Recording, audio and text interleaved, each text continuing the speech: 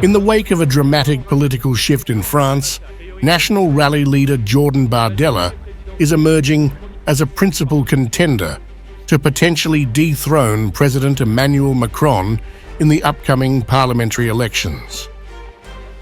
At just 28 years old, Bardella is positioning himself as a significant figure in French politics, promising a blend of steadfast national defense and cautious international diplomacy.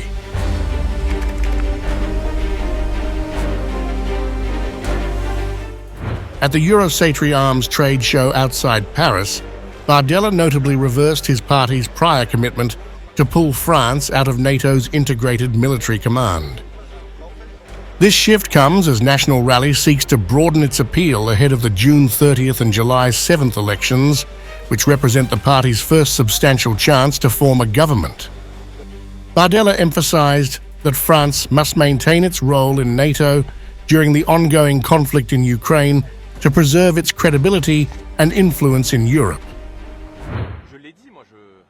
France mustn't leave NATO's military command while we are at war because it would considerably weaken France's responsibility on the European scene and obviously its credibility with regard to its allies. I had no problem and no weakness in condemning Russia. Today it's a multidimensional threat which challenges French interests. It challenges French interests, threatens historical zones of influence, such as Africa, in the Black Sea against our troops, but also in French overseas territories.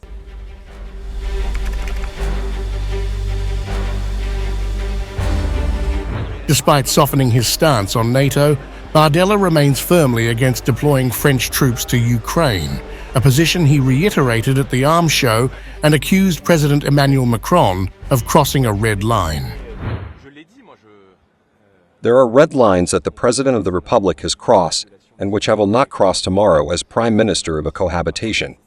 I am opposed, unlike the President of the Republic, to sending troops and sending French soldiers to Ukraine, because I believe that, first of all, a majority of French people are opposed to this decision. Ukraine itself and Ukrainian President Volodymyr Zelensky hasn't called for the sending of French troops to Ukraine, and that could have dramatic consequences for peace, world peace. I refuse for France to be drawn directly into a conflict with a nuclear power, which could have dramatic consequences for world peace and the stability of the region. Furthermore, he ruled out sending long-range missiles that could hit Russian territory, emphasizing the need to avoid any direct escalation with Russia, given its nuclear capabilities. He supports continued French supplies of weaponry, ammunition, and other military support to Ukraine, but remains cautious about escalating tensions. I said it.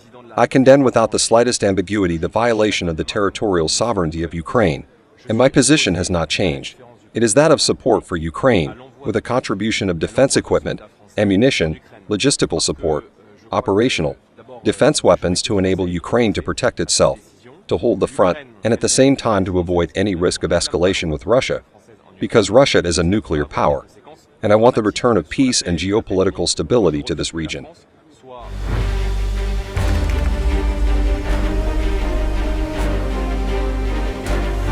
The upcoming legislative elections will determine the makeup of France's parliament, not the presidency. However, if Bardella's National Rally secures a majority, he could become prime minister, creating a potentially awkward power-sharing arrangement with Macron, who has a mandate until 2027.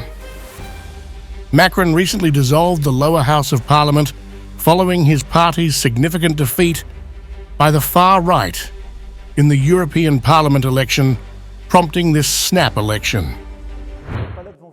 If I thought that I'd done everything right, I wouldn't be standing here today. I wouldn't have called an election, and everything would be perfect. So yes, I have responsibility in the sense that I probably failed to come up with a solution that was swift and radical enough to some of our fellow citizens' legitimate concerns, the social malaise in rural areas, this feeling of not being in control, the fears that exist of falling off the social ladder in some neighborhoods. And the risk is to turn to the extremes.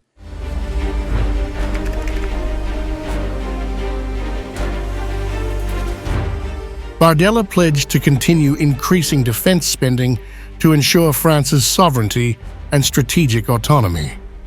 He affirmed his commitment to the military planning law, which foresees 413 billion euros in defense, spending by 2030. I want France to be able to continue its rearmament.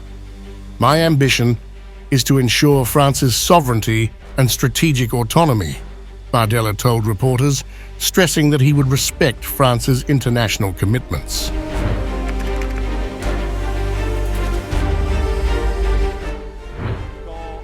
The National Rally, known for its Eurosceptic and anti-immigration stance, has historically maintained close ties with Russia. Bardella's predecessor, Marine Le Pen, has expressed reservations about arming Ukraine. Despite the party's toned-down rhetoric on Russia and NATO, Bardella condemned Russia's violation of Ukraine's territorial integrity while emphasizing the importance of avoiding direct escalation with a nuclear-armed power.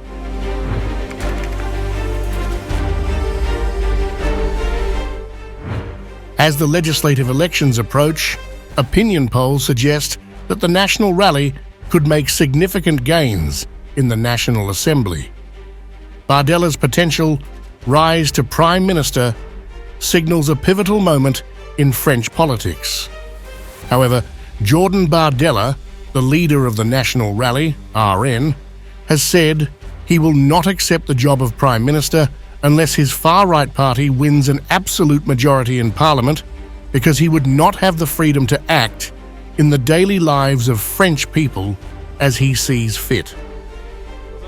Jordan Bardella's ascension in French politics marks a critical juncture, reflecting the growing influence of far-right movements across Europe and the potential for significant shifts in national and international policies.